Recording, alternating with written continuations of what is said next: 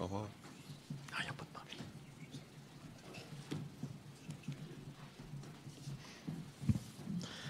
Alors, mesdames, messieurs, bonsoir. Tout autant que vous, l'administration de l'arrondissement, les citoyens du plateau veulent encourager le verdissement, prioriser les modes de transport alternatifs, collectifs, assurer l'utilisation optimale des espaces, promouvoir le vivre ensemble. Ce sont les mots que vous avez pris, ce sont les mots qui nous reflètent très bien. La ruelle joue un rôle prépondérant dans la qualité d'un milieu de vie des résidents. Les gens y ont des cours arrière qu'ils transforment ou non en cours vertes, semi-vertes, avec garage ou non. Car la cour, c'est le meilleur endroit pour y mettre tout ce qui ne va pas dans une maison. Atelier, cabanon de jardin, accès pour la descente à la cave, garage pour ranger des vélos, tondeuse, râteau, poubelle et voiture. La ruelle, c'est l'accès à notre maison. Le partage de la ruelle entre tous les résidents se fait actuellement sur une base de vivre ensemble. Et ceux qui veulent une ruelle verte en font la demande à tous les riverains. Et en général, un accord mutuel se fait pour accommoder tout le monde. Et elles sont nombreuses sur le plateau, vous venez de le dire, et j'en suis témoin. Votre nouveau règlement, donc interdisant tout nouvel aménagement de stationnement dans une cour arrière, contrevient totalement avec cet art de vivre, développé depuis longtemps à Montréal, dans les quartiers centraux principalement. Près de chez moi, j'ai une petite famille de 5 personnes, 3 enfants, 2 adultes, toujours à vélo. Matin, midi, le soir, ils reviennent, mais ils ont un garage, ils ont une voiture. Je sais que les vélos, je leur parle. Alors, les vélos, ils sont dans le garage. L'atelier est dans le garage. Si ces gens-là n'avaient pas eu leur garage, ils n'auraient probablement pas acheté la maison où ils habitent actuellement. Mais ils sont heureux, ils se promènent en vélo, c'est ce qu'on souhaite. Alors, ils font un petit peu les deux. Mais selon votre libellé, vous voulez carrément amener les gens du plateau à lâcher leur voiture. Sinon, la stationner sur la rue, quitte à augmenter le nombre de places payantes avec vignette, donc autant diminuer les places gratis. Ça fait plus de sous à l'arrondissement, ça. Ça fait moins de services aux citoyens. Ce n'est pas ce que j'appelle, personnellement, la promotion du vivre ensemble. Ma question, c'est quelle est la raison qui vous amène à inventer un règlement de cette nature? Je vais peut-être passer la parole. Merci.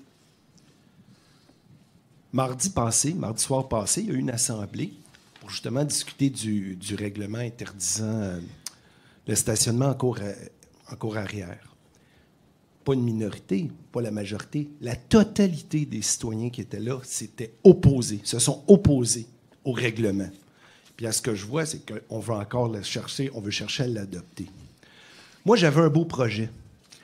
C'était de remplacer mon véhicule à moteur à essence, qui pollue, par un véhicule électrique, mais d'aménager dans ma cour arrière une borne de rechargement. Malheureusement, avec ce projet-là, je ne peux plus. Je ne peux pas faire ce beau projet que je voulais réaliser, d'abandonner mon véhicule à essence pour le remplacer par un véhicule électrique. C'est pas grave. Je vais continuer à utiliser mon véhicule électrique, puis je vais le remplacer, mon véhicule à essence, et je vais le remplacer par un autre véhicule à essence si le projet continue. Alors, ma question... Ah oui, j'avais aussi une autre chose. On argumente souvent, oui, mais il y a 14 cours arrière qui sont remplacés par des stationnements par année sur le plateau. 14, je trouve pas ça énorme. Mais avez-vous la statistique inverse? Combien y en a-t-il qui transforment leur stationnement arrière par une cour? Par une cour. J'en sais, il y en a, ça arrive, parce que moi, il y a 15 ans, c'est ce que j'ai fait. Ma cour était asphaltée, avec 2 portes des grillages qui s'ouvraient. Je pouvais stationner et je l'ai condamné. Et j'ai verdi, j'ai mis de la tourbe, puis j'ai planté des arbres. Mais en 15 ans, les besoins changent. On évolue. Mes enfants ont grandi. Là, je veux m'acheter un véhicule électrique et je veux faire une borne de recharge parce que l'hiver, à moins 30, j'ai pas le goût d'aller à 3 coins de rue la brancher, revenir, manger ma soupe, me rhabiller et aller la reprendre pour laisser la place à d'autres. J'aurais aimé ça l'aménager en arrière. Alors, ma question, c'est, allez-vous retirer, parce que ce que je vois au point 40.10 de l'autre jour, vous voulez adopter le règlement tel qu'il a été dénoncé par les citoyens mardi soir passé. Et ma deuxième question, si vous voulez l'adopter, pourquoi prévoyez-vous pas un amendement pour permettre l'aménagement de stationnement en cour arrière pour les voitures électriques? Merci. Ah ben moi, je n'ai pas grand-chose à rajouter. Je voudrais juste savoir, est-ce qu'on va avoir un rapport de la rencontre avec Mme Plourde? Oui, le mardi passé. Il y a eu une quinzaine ou une vingtaine de personnes qui se sont présentées avec différents motifs pour s'opposer. Oui, quand il y a une assemblée publique, des... il y a toujours un compte-rendu. Là, pour l'instant, il n'est pas terminé, mais il y a toujours un compte-rendu lorsqu'il y a une assemblée publique. Donc, vous allez prendre votre décision avant que le rapport de Mme Plourde soit... C'est pour ça qu'on était présents, on avait des élus qui étaient présents, des fonctionnaires qui étaient présents pour prendre note de tous les commentaires. Là. Je pense que la rédaction du rapport, c'est pour ceux qui n'y étaient pas. Nous, on est en mesure de prendre la décision avec les informations qu'on a. Puis vous allez nous donner ça quand? Mais le rapport, est-ce qu'on va pouvoir l'avoir, quelle que soit votre décision? Bien sûr, bien sûr. Ça va être public sur le site? On peut le... Je pense que c'est sur consultation. Les procès-verbaux des assemblées publiques, M. Ouellet, est-ce qu'ils sont sur consultation à l'arrondissement? Ils sont disponibles. Pas disponibles, il me semble que oui. Ben sinon, il faut qu'on passe par l'accès à l'information. Non, on peut le rendre disponible, c'est pas un problème. Qui est public, qui sont déposés, effectivement. Qui fait partie du dossier du sommet additionnel dans ses étapes. Ça fait partie du dossier du sommet additionnel? Oui. Donc, maintenant, vous êtes dans le second projet de règlement? OK, donc au moment de la troisième lecture. Avant l'adoption, le compte-rendu va être annexé. Oui, le rapport va être disponible, publiquement. Mais il va être annexé après votre décision. Ensuite, on pourra le lire. Mais écoutez, c'est pas un problème. On peut le rendre public. Là, je vois que du point de vue légal, il y a un processus habituel. Ça ne me dérange pas de contrevenir. Si j'en ai l'autorisation, ça ne me dérange pas de contrevenir au processus habituel pour le rendre public. Je ne vois pas de problème là.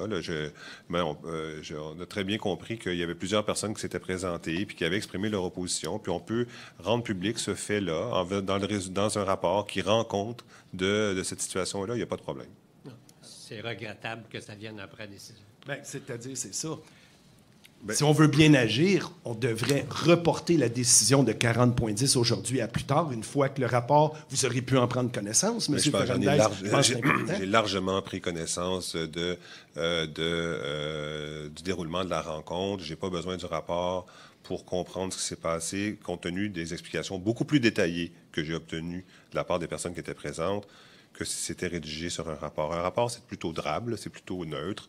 Là, les informations que j'ai eues sont beaucoup plus détaillées que ce que j'aurais si il y avait un rapport. Mais je comprends le sens de votre question. Le sens de votre question, c'est est-ce qu'il y a un processus démocratique qui permet à des gens qui s'opposent de faire valoir leur opposition de façon plus ferme, de façon plus connue, plus publique? Mais oui, il y en a un processus démocratique. Il y a eu une assemblée publique. Lors de cette assemblée publique-là, vous avez exprimé votre opposition.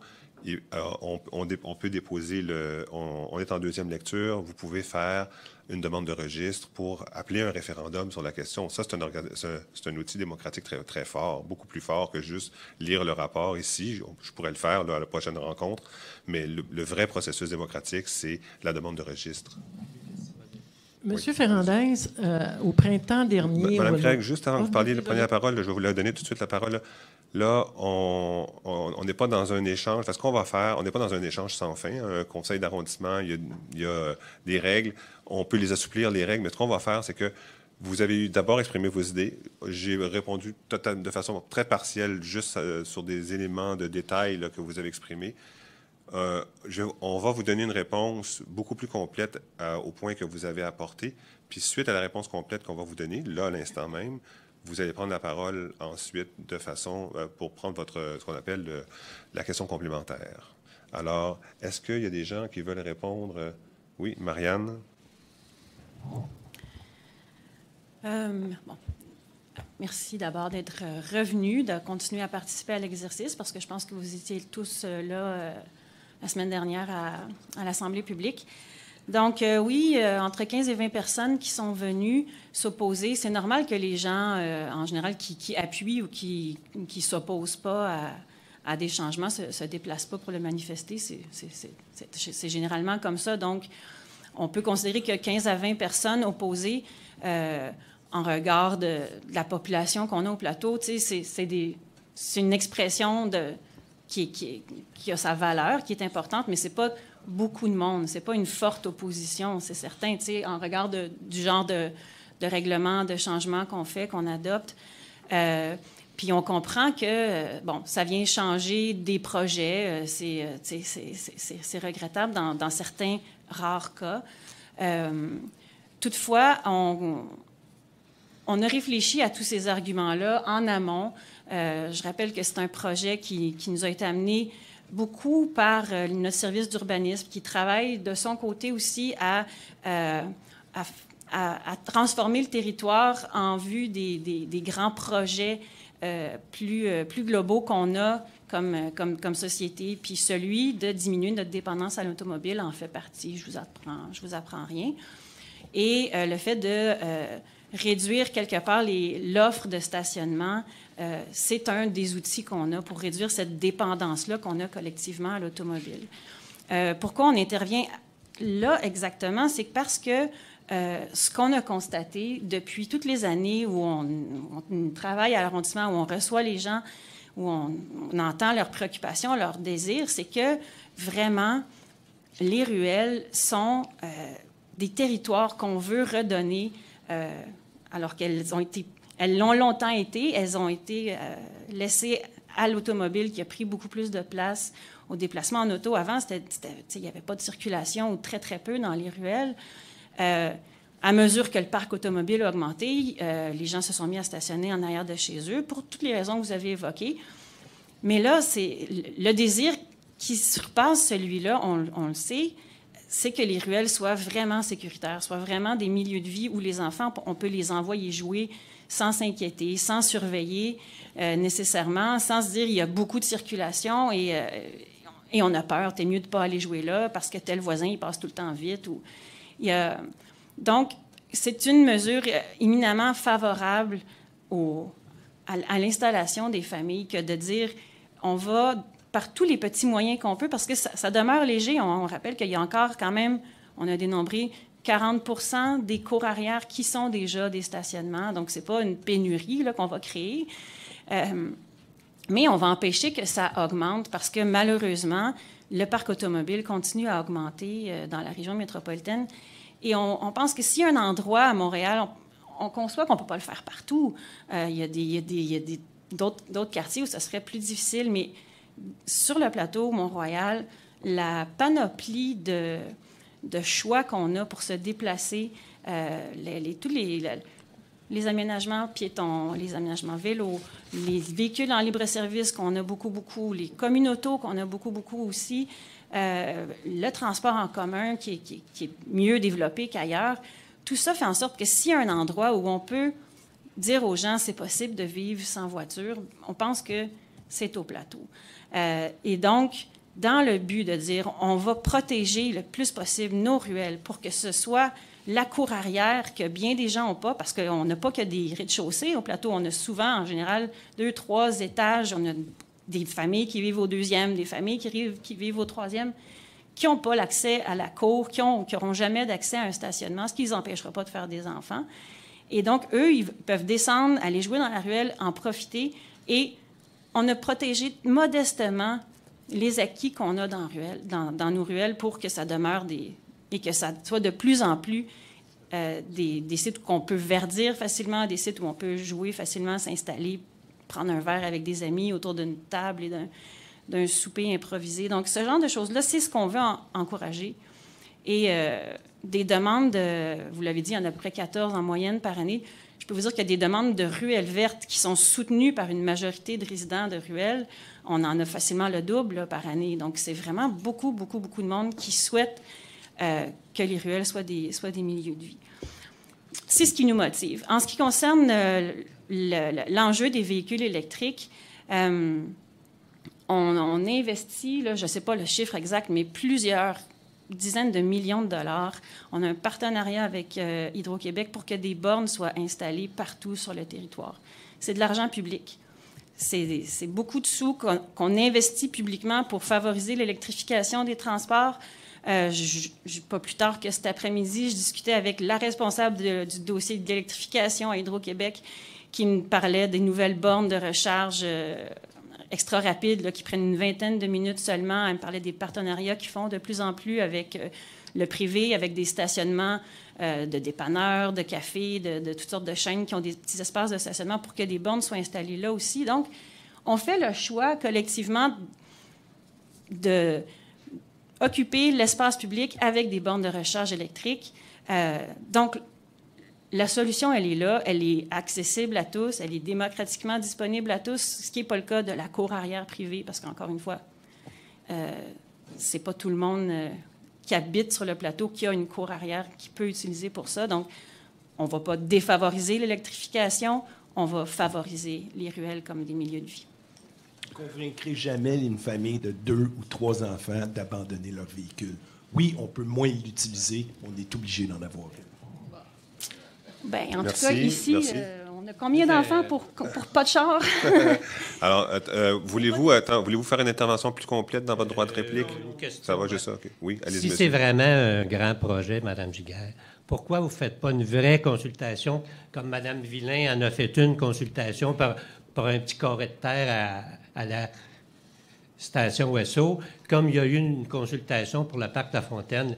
Les ruelles et l'utilisation des ruelles, comme Madame l'a mentionné, ça vise tout le monde. Je comprends que vous pensez que vous avez la solution par votre propre expérience, mais pourquoi vous ne faites pas une vraie consultation avec des échanges comme Mme Villain a fait? Merci, monsieur. Je vais répondre à cette question-là. Puis Mme Craig, non, ça va. Donc, pourquoi on ne fait pas une vraie consultation? C'est parce que c'est une contrainte. Quand on impose une contrainte, un péage, par exemple, ou une voie réservée pour des autobus, ou qu'on retire du stationnement pour mettre une terrasse, par exemple, sur une rue, on exerce une contrainte. Puis sur la contrainte, consulter sur la contrainte, c'est nécessairement une opposition entre les gens qui vont dire « on la veut pas », puis les gens qui vont dire « oui, mettez-la aux autres ». Il y a des gens qui vont dire « non, nous, on la veut pas », puis il y a des gens qui vont dire « oui, mettez-la ». C'est une consultation qui, généralement, n'est pas productive, n'est pas créatrice. À la limite, on peut faire un référendum où là, les gens disent « non, nous, par le nombre, on a décidé que nous, on étions plus nombreux que les gens qui n'en voulaient pas, et donc, on demande un référendum ». Alors, ce n'est pas un échange, ce n'est pas une discussion. Dans ces cas-là, dans les contraintes, c'est rarement une discussion. Le meilleur outil démocratique pour y arriver, c'est le référendum. Pour arriver à exprimer l'opposition, c'est le référendum. Alors voilà. Donc, je vous remercie quand même pour vos questions.